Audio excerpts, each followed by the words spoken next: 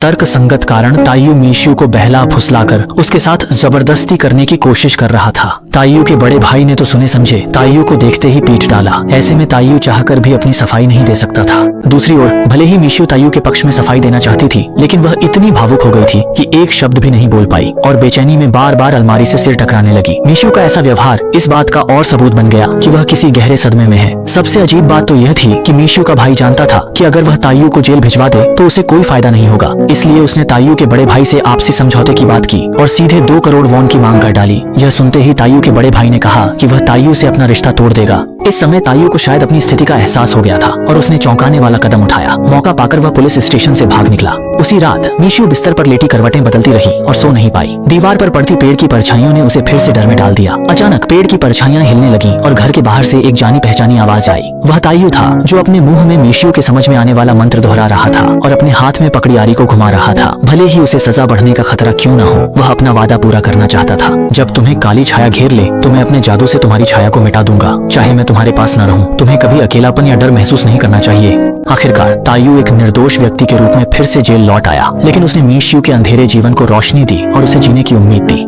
शायद भविष्य में किसी दिन जब ताइयू जेल से बाहर आएगा तो वह फिर से एक टुकड़ा टोफू खाएगा, लेकिन जब गंदगी ही सामान्य हो जाए तो पवित्रता ही अपराध बन जाती है।